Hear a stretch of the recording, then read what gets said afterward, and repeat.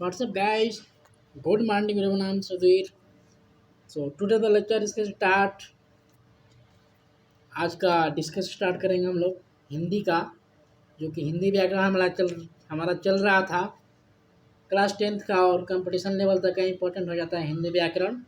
तो आज हम हिंदी व्याकरण का एक नया टॉपिक, एक नया चैप्टर, जो कि इंग्लिश में उसको लेटर बोलते हैं, पत्र लेखन जो होता है हिंदी में। तो पत्र लेखन डिस्कस करेंगे हम लोग कि पत्र को कैसे और किस फॉर्मेट में लिख सकते हैं, हम लोग कैसे लिखेंगे। तो आज हम पत्र लेखन, हमारा हिंदी व्याकरण का जो इम्पोर्टेंट जो चैप्टर थे, मतलब कि जो जो क्वेश्चन आंसर वाले जो चैप्टर थे वो सब खत्म हो चुके हैं। अब हमारा फॉर्मेट वाला चैप्टर चलेंगे, जैसे कि निबंध लेखन, पत्र लेखन, ये सब।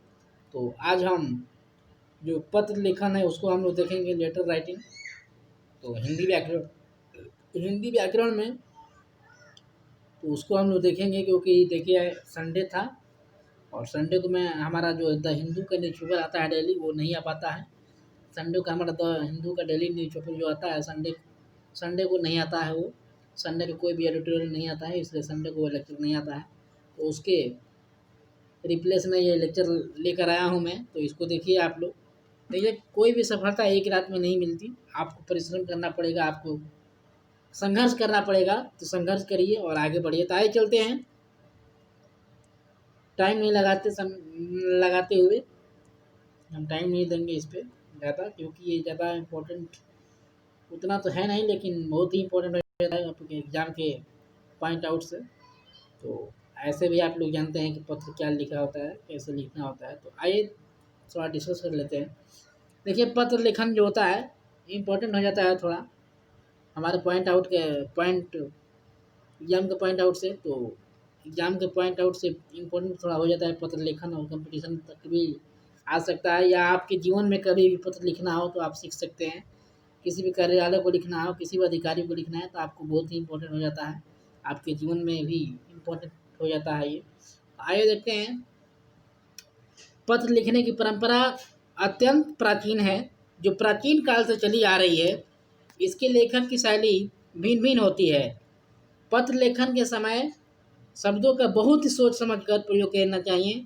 जिस प्रकार धनुष से निकलता तीर वापस नहीं आता, उसी प्रकार पत्र लेखन में प्रयुक्त शब्दों का पढ़ने वाले पर जो असर होगा उसे मिटाया नहीं जा सकता है।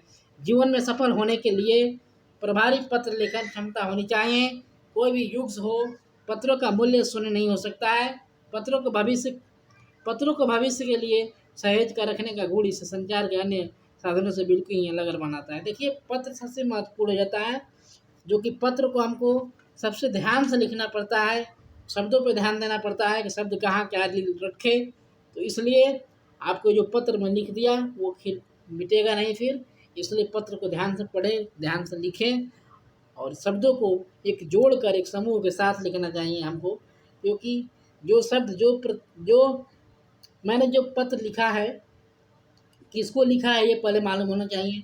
किस अधिकारी को, किस कार्यालय को, कब लिखा है, ये चीज़ें आपको सबसे पहले पता होना चाहिए। किसको लिखना है, सब्जेक्ट पता होना चाहिए, किस सब्जेक्ट पे लिखना है। तो ये सारे जो एक ओवरव्यू है सबको पता होना चाहिए, उसके बाद पत्र को स्टार्ट करना चाहिए। तो यही कहने का मतलब यही है।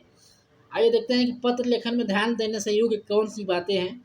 तो पत्र लिखते समय यह बात अवश्य ध्यान में रखनी चाहिए कि पत्र की भाषा पाने वाले के मानसिक उत्तर के अनुरूप हो। मतलब कि जब भी हम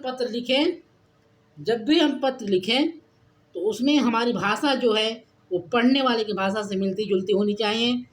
ऐसा ना हो कि हमारी भाषा और पढ़ने वाले भाषा की अलग हो। तो इसलिए उस भाषा को ध्यान देना है।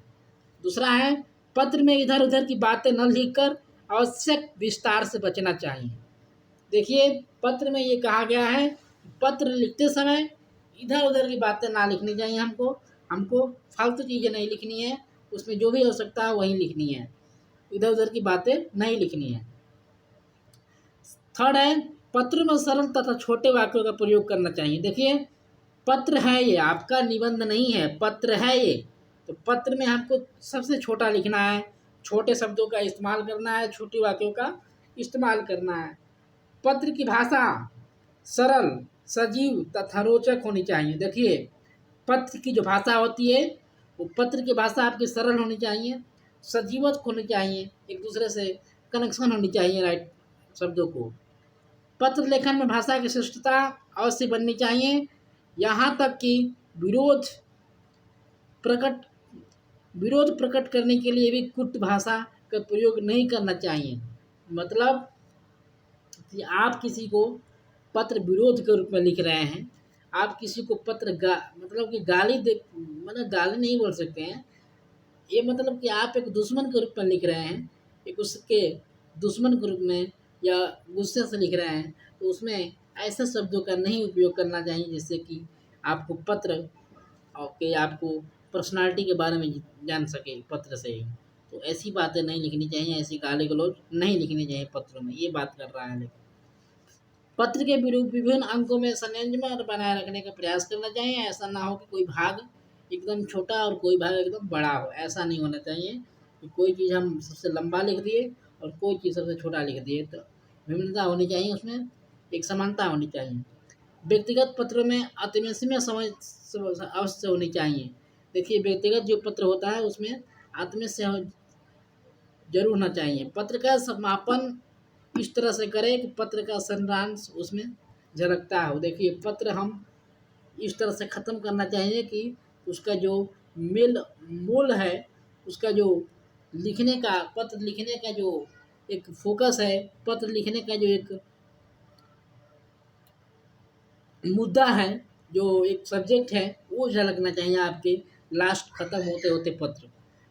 पत्र में वाक्यों में तन्मयता तथा परस्पर संबंधता जरूर होनी चाहिए। देखिए, पत्रों में आपके संबंधता जरूर होना चाहिए, संबंधता दिखनी चाहिए कि संबंध क्या है उस जो पत्र पढ़ने वाला है उससे। पत्रों का प्रकार क्या क्या होता है, तो एक औपचारिक पत्र होता है और एक अनौपचारिक पत्र होता है। देखिए, पत्रों का प्रकार दो तरह से होते हैं, एक औपचारिक होता है और एक अनौपचारिक होता है।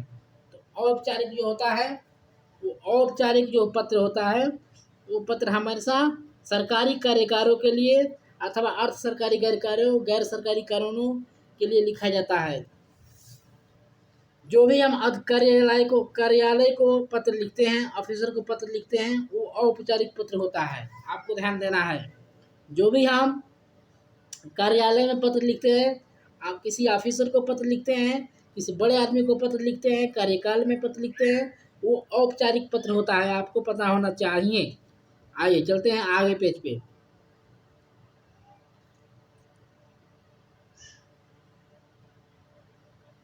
देखिए, यहाँ कुछ पत्र का औपचारिक पत्र का इसमें यहाँ कुछ प्रसारण दिया गया है, प्रारूप उदाहरण। औपचारिक पत्र कैसे होता है, देखिए, परीक्षा भवन को लिखा जा रहा है, तो परीक्षा भवन का शहर का नाम होना चाहिए, दिनांक होना चाहिए, प्रधानाचार्य वो भी हो, विद्यालय का नाम, पता, विषय होना चाहिए। आपका सबसे इम्पोर्टेंट हो जाता है विषय होना चाहिए, संबंधित किस से लिख रहे हैं, महोदय महोदया लगा दिए। उसके बाद अपना यहाँ पे जो भी लिखना हो कंटेंट वो लिख सकते हैं। उसके बाद धन्यवाद, उसके बाद आपका अधिकारी शिष्य या शिष्या, उसके बाद अपना हस्ताक्षर, नाम होगा, कक्षा होगा, अनुक्राम होगा। तो ये चीज़ जो होती है, ये औपचारिक पत्र के लिए होती है, क्योंकि हम लोग परीक्षा भवन के लिए लिख रहे हैं, एक कार्यकाली के लिए लिख रहे हैं, ठीक है। तो ये चीज़ें होती है, कुछ फैक्टर यहाँ पे। देखिए, यहाँ पे एक पत्र लिख कर भी बता दिया गया है कि आप पत्र कैसे लिख सकते हैं।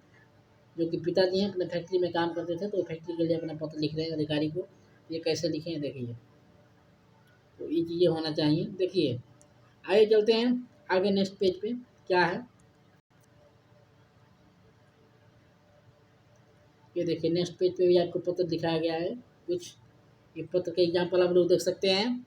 आपके पिताजी जो है आगरा में दिल्ली में संस्थागत थे, आप DGP कुछ ऐसा दिया है। देखिए, ये पत्र लिखा गया है कैसे, आपको विषय कुछ लिखा गया है प्रवेश के संबंध में। तो आपको विषय से ही पता होना चाहिए कि पत्र किसके बारे में है। तो प्रवेश के संबंध में है, ये प्रवेश करने के लिए, तो आपका विषय रोचक होना चाहिए। देखिए, पुनः प्रवेश के संबंध में, ये पुनः प्रवेश के संबंध में है, तो विषय से ही पता चलना चाहिए आपका पत्र क्या कहता है, जिससे कोई पूरा पढ़ने की ज़रूरत ना पड़े। ये देखिए कुछ सुझाव शिकायत करने के लिए पत्र लिखा गया है, ये आपको देखने को मिलेगा। ठीक है, ये सब फॉर्मेट है, आपको पता होगा। ये तो सेम फॉर्मेट होता है, आपको फॉलो करना पड़ता है, सेम फॉर्मेट है। और देखिए, ये देखिए आवेदन पत्र है, ये आवेदन पत्र है, आप देख सकते हैं यहाँ पे आवेदन पत्र कैसे लिखते हैं। अधिकारी का नाम, पता, स्थान वही है, सब फॉर्मेट वही है, सेम है। आपको कंटेंट में लिखना है जो भी कुछ, और नीचे धन्यवाद लिखना है, या जो भी कुछ लिखना है वो लिख देंगे, डेट लिख देंगे। ठीक है, तो यही है आपका अनौपचारिक पत्र होता है। अनौपचारिक, औपचारिक तो बता दिया, औपचारिक तो बता दिया कि कार्यालय में लिखा जाएगा, लेकिन जो अनौपचारिक होता है वो हमारे फैमिली मेम्बर में लिखा जाता है, आपको पता होना चाहिए। जो अनौपचारिक होता है, जैसे कि हम लोग पिता को लिखते हैं, बड़े भैया को लिखते हैं, सिस्टर को लिखते हैं, माता को लिखते हैं, ये सब अनौपचारिक पत्र होता है, अनौपचारिक। लेकिन औपचारिक पत्र जो होता है, औपचारिक, औपचारिक होता है, औपचारिक, औपचारिक, लेकिन ऑन हो जाता है, अनौपचारिक। अनौपचारिक जो होता है फैमिली मेम्बर को लिखा जाता है या अपने संबंधी को लिखा जाता है। लेकिन औपचारिक जो पत्र होता है वो कार्यालय में लिखा जाता है, लेकिन फॉर्मेट सबका सेम रहता है, ये सबका फॉर्मेट सेम रहता है।